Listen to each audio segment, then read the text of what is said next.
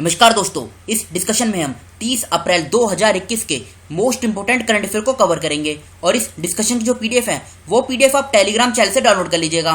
Telegram channel का link description box में आपको नीचे मिल जाएगा। आज हमारी इंडियन पॉलिटी की क्लास नहीं होगी, क्योंकि आज सारा टाइम इस डिस्कशन को कवर करने में लग गया, जिसमें हमने 1 से लेकर 30 अप्रैल 2021 तक के मोस्ट इंपोर्टेंट सेलेक्टेड 133 क्वेश्चनों को कवर किया है। और देखो, ये जो 133 क्वेश्चन है ये मोस्ट इंपोर्टेंट है। इनको पहले आप एज ए टेस्ट लगाइएगा और फिर आप ये देखिएगा आपके कितने क्वेश्चन सही बन रहे हैं और कितने गलत बन रहे हैं।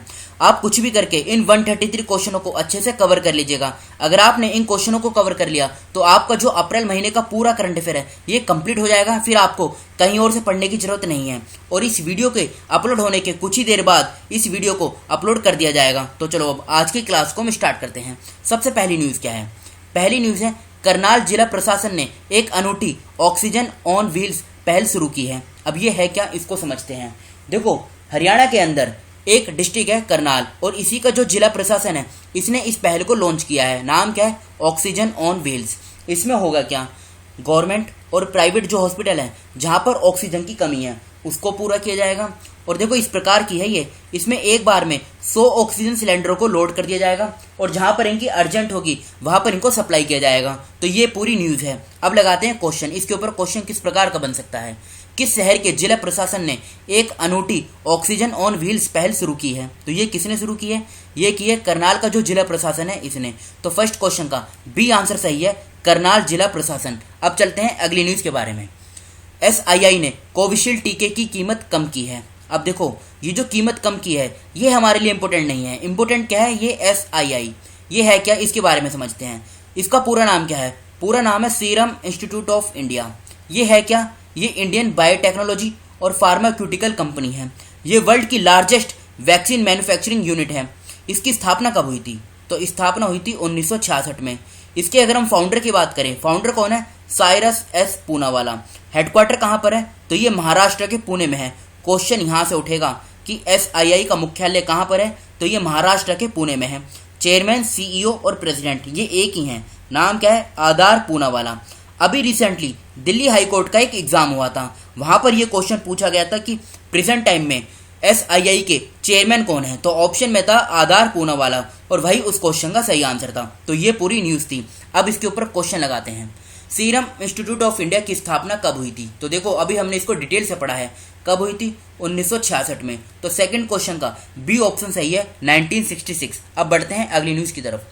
भूटान में परियोजना दंतक के 60 साल पूरे हुए हैं। अब ये है क्या, इसको समझते हैं।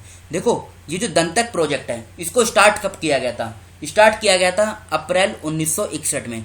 ये डेट आप याद रखेगा। 1961 में इसको स्टार्ट किया गया था। किसकी सहायता से? भारत के जो प्रधानमंत्री थे उस समय, नाम क्या था? जवाहरलाल नेहरू। इनकी सहायता से इसको स्टार्ट किया गया था भूटान के अंदर। इसका ऑब्जेक्टिव क्या था, मतलब इसका एम क्या था? तो एम था भूटान के अंदर विभिन्न प्रकार का जो इंफ्रास्ट्रक्चर है इसको डेवलप करना। अगर सिंपल भाषा में हम समझे तो ये इसका मेन फोकस था कि भूटान के अंदर इंफ्रास्ट्रक्चर को डेवलप करना, जैसे रोड्स, हॉस्पिटल्स, एयरपोर्ट्स आदि सहित जो दूसरा इंफ्रास्ट्रक्चर है उन सभी को अच्छे तरीके से यहाँ पे डेवलप करना। और अब इसके 60 साल पूरे हो गए हैं। तो ये पूरी न्यूज़ है। अब क्वेश्चन लगाते हैं। क्वेश्चन क्या है? परियोजना दंतक का संबंध किस देश से है? तो किससे है? ये भूटान से है। तो थर्ड ऑप्शन का बी आंसर सही है, भूटान। अब बात यहाँ पे देखो भूटान की हुई है ना, तो एक बार इसकी लोकेशन देखिए कहाँ पर है। ये है भूटान। कहाँ पर? ये देखिए। इसकी अगर हम कैपिटल की बात करें तो थिम्पू कैपिटल है और यही इसकी लार्जेस्ट सिटी भी है। करेंसी क्या है? भूटानीज नोगुलत्रम। प्रधानमंत्री कौन है? लोसे शेरिंग, ये इसके प्रधानमंत्री हैं। अब पूछा जाएगा भारत के कितने राज्यों की सीमा भूटान के साथ लगती है? तो समझते हैं। सिक्किम, पश्चिम बंगाल, असम और अरुणाचल प्रदेश। टोटल मिलाकर 4 राज्यों की सीमा भूटान के साथ लगती है। सिक्किम की लगेगी, ये इधर पश्चिम बंगाल, इधर आसाम है और इधर अरुणाचल प्रदेश है। तो इन चारों राज्यों के नाम आप याद रखेगा जिनकी सीमा भूटान के साथ लगती है। और देखो, क्वेश्चन इस प्रकार से भी पूछा जा सकता है कि सिक्किम की सीमा किन किन देशों से लगती है? नेपाल, चाइना और भूटान। इन तीनों देशों के साथ सिक्किम की सीमा लगती है। अब चलते हैं अगली न्यूज़ की तरफ। डेविड बैकहम बने यूनिसेफ के गुडविल एम्बेसडर।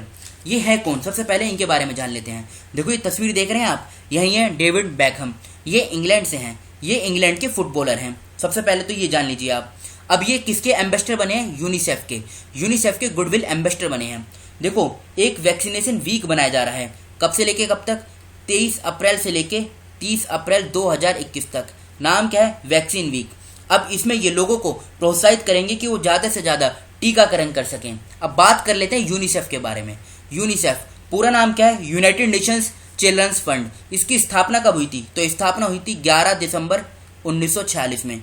ये आगे वाली डेट आप याद रखेगा, 1946 में इसकी स्थापना हुई थी।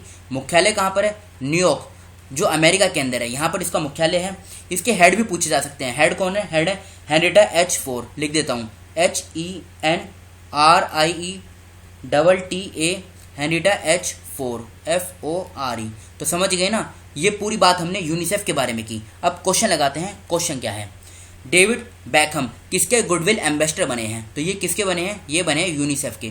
तो फोर्थ क्वेश्चन का डी ऑप्शन सही है, यूनिसेफ। चलते हैं अगली न्यूज़ की तरफ।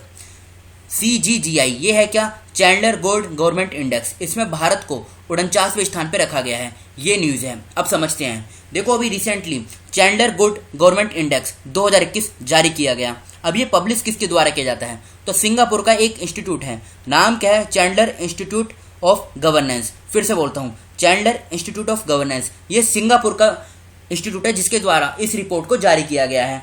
अब इसमें जो पहला स्थान प्राप्त हुआ है ना, किसको हुआ है? ये हुआ है फिनलैंड को। और भारत को इसमें 49वें स्थान पर रखा गया है। 104 देशों में रैंकिंग दी गई है। रैंकिंग किस किस फील्ड में दी जाती है, मतलब किस किस क्षेत्र में? तो 7 पैरामीटर हैं, जैसे लीडरशिप, स्ट्रॉन्ग इंस्टीट्यूशन, लॉस, इन सब के आधार पर इसमें रैंकिंग दी जाती है। और देखो, ये भी आप याद रखेगा, गुड गवर्नेंस इंडेक्स ये 25 दिसंबर को बनाया जाता है। अब देखो, फिनलैंड को इसमें टॉप स्थान मिला है ना, तो फिनलैंड के बारे में जान लेते हैं। फिनलैंड, सबसे पहले इसकी कैपिटल पूछी जाएगी। कैपिटल क्या है? हेलसिंकी। हेलसिंकी ये फिनलैंड की कैपिटल है। करेंसी क्या है? यूरो। इसके प्रधानमंत्री कौन है? तो प्राइम मिनिस्टर कौन है? सना मारिन, ये प्राइम मिनिस्टर हैं। फिनलैंड को क्या बोला जाता है? 1000 ऑफ लेक्स, ये इसका नीक नेम है, यानी झीलों का देश। 1000 ऑफ कंट्रीज, आप ये भी कह सकते हैं, झीलों का देश, ये फिनलैंड को कहा जाता है। क्वेश्चन यहाँ से उठता है। तो ये तो बात करी हमने इस न्यूज़ के बारे में। अब क्वेश्चन लगाते हैं। क्वेश्चन क्या है? हाल ही में जारी Chandler good government index CGGI में भारत की रैंक क्या है? तो कितनी है? इसमें 49 रैंक मिली थी। और देखो, ये जो दूसरी ऑप्शन है ना, ये भी भारत को रैंक मिली हुई है। जैसे 40वीं रैंक भारत को किस इंडेक्स में मिली है? तो 40वीं रैंक मिली है वर्ल्ड इंटेलेक्चुअल प्रॉपर्टी इंडेक्स। इसमें 87 रैंक ये किस में मिली है? तो 87 रैंक मिली है ग्लोबल एनर्जी ट्रांजिशन इंडेक्स। 142वीं rank world freedom press index, इसमें मिली है। तो समझ गए ना, फिफ्थ क्वेश्चन का बी ऑप्शन सही है। 49th रैंक मिली है भारत को CGGI में। सरसों का उत्पादन 2025-26 तक बढ़कर 17 मिलियन टन हो जाएगा। अब समझते हैं क्या? सरसों, जिसको हिंदी में बोलते हैं क्या? मस्टर्ड। सॉरी, इंग्लिश में बोलते हैं मस्टर्ड और हिंदी में क्या है? सरसों। अब देखो, पूछा जाएगा मैक्सिमम प्रोडक्शन स्टेट कौन सा है सरसों का भारत के अंदर? तो पहले नंबर पर आता है राजस्थान, दूसरे पे आता है हरियाणा और तीसरे पे आता है कौन सा? मध्य प्रदेश। शुरू की ये टॉप 3 स्टेट आप याद रखेगा। सरसों जो है ये एक रबी क्रॉप है। रबी क्रॉप क्या होती है? जिसको मतलब हार्वेस्ट किया जाता है कब? मार्च के आसपास, और उगाया कब जाता है? विंटर के आसपास, यानी दिसंबर के आसपास, जब दिवाली के आसपास का जो टाइम पीरियड होता है उसमें इनको शो किया जाता है, उगाया जाता है। और कटाई कब होती है, यानी हार्वेस्ट कब होती है? तो ये होती है होली के आसपास, मार्च के आसपास। समझ गए ना, ये पूरी न्यूज़ है। अब क्वेश्चन लगाते हैं। क्वेश्चन क्या है? सरकार ने किस वर्ष तक 17 मिलियन टन सरसों उत्पादन का लक्ष्य रखा है? तो ये कब तक रखा है? 2025-2026 तक। तो 6th क्वेश्चन का सी ऑप्शन सही है। अब चलते हैं अगली न्यूज़ की तरफ। गैम्बिया ट्रैकोमा को समाप्त करने वाला दूसरा अफ्रीका देश बना है। ट्रैकोमा क्या है? ये एक आई रिलेटेड डिजीज है, इतना आप याद रखेगा। अब बात कर लेते हैं गैम्बिया की। ये देखो, अफ्रीकन कॉन्टिनेंट का मैप है और यहाँ पर है ये गैम्बिया, ये इधर ये गैम्बिया है। इसकी कैपिटल की बात करें तो बैंजुल ये इसकी कैपिटल है। यहाँ पे देखिए, ये इसकी कैपिटल है। प्रेसिडेंट कौन है? अदामा बैरो। करेंसी क्या है? दलासी। देखो, गैम्बिया तो बना है दूसरा देश, तो पहला कौन सा बना है? पहला बना है घाना। पहला घाना ये कब बना था? 2018 में ये ट्रैकोमा मुक्त बन गया था। और अब दूसरा कौन सा बना है? गैम्बिया। अब लगाते हैं इसके ऊपर क्वेश्चन। कौन सा देश ट्रैकोमा को समाप्त करने वाला दूसरा अफ्रीका देश बन गया है? तो ये कौन सा बना है? गैम्बिया। तो 7th क्वेश्चन का बी ऑप्शन सही है, गैम्बिया। चलते हैं अगली न्यूज़ की तरफ। ब्रिटेन मोटर वाहनों पर धीमी गति से स्वेट ड्राइविंग वाहनों के उपयोग के नियम की घोषणा करने वाला पहला देश बन गया है। तो ये तो पूरी न्यूज़ है। अब क्वेश्चन लगाते हैं सीधा। क्वेश्चन क्या है? मोटर मार्गों पर धीमी गति से स्वेट ड्राइविंग वाहनों के उपयोग के नियम की घोषणा करने वाला पहला देश कौन बन गया है? तो ये बना है कौन सा? यूके। यूके के बारे में समझते हैं। यूके की कैपिटल क्या है? कैपिटल है इसकी क्या? लंदन। और लंदन लार्जेस्ट सिटी भी है। इसके अगर हम प्रधानमंत्री की बात करें, प्रधानमंत्री कौन है? Boris Johnson. करेंसी क्या है? करेंसी है पाउंड स्टर्लिंग। तो ये पूरी न्यूज़ है जो अभी हमने कवर की है। तो 8th क्वेश्चन का बी ऑप्शन सही है, यूके। टीवी सोमनाथन को वित्त सचिव के रूप में नामित किया गया है, ये न्यूज़ है। क्वेश्चन लगाते हैं सीधा। देखो इस प्रकार की न्यूज़ तो रटने वाली होती है, बस आप इतना याद रखिएगा, ये जो टीवी सोमनाथन है ना, ये 1987 बैच के तमिलनाडु कैडर के IAS ऑफिसर हैं। अमेरिका अप्रैल 2021 में किसे वित्त सचिव, देखो यहाँ पे अमेरिका नहीं आएगा, अप्रैल 2021 में किसे वित्त सचिव के रूप में नामित किया गया है? तो किसको किया गया है? टीवी सोमनाथन को। अब बात कर लेते हैं दूसरे ऑप्शन की। महेंद्र गिरी, इनको इंटरनेशनल रेंजर अवार्ड से सम्मानित किया गया था। Ajay Mathur ISA international solar alliance के हेड हैं। अर्जुन कल्याण, इन्होंने 68वां ग्रैंड मास्टर जीता था जो चेस से रिलेटेड है। ये भी पूछा जाता है ग्रैंड मास्टर किससे संबंधित है? तो ये चेस से है। तो 9th क्वेश्चन का सी ऑप्शन सही है, टीवी सोमनाथन। चलते हैं अगली न्यूज़ की तरफ। न्यायमूर्ति विमला सिंह कपूर को छत्तीसगढ़ उच्च न्यायालय का छत्तीसगढ़ उच्च न्यायालय में न्यायाधीश नियुक्त किया गया है। ये हैं विमला सिंह कपूर। अब क्वेश्चन लगाते हैं, न्यायमूर्ति विमला सिंह कपूर को किस उच्च न्यायालय में न्यायाधीश नियुक्त किया गया है? तो कहाँ पे किया गया है? छत्तीसगढ़ उच्च न्यायालय में। तो डी ऑप्शन सही है 10th क्वेश्चन का। और देखो हमने 1-2 दिन पहले ही पढ़ा था, राजेश बिंदल को कलकत्ता उच्च न्यायालय में मुख्य न्यायाधीश नियुक्त किया गया है। तो 10th क्वेश्चन का डी ऑप्शन सही है, छत्तीसगढ़ उच्च न्यायालय। अब ये तो थे हमारी आज की करंट अफेयर की क्लास।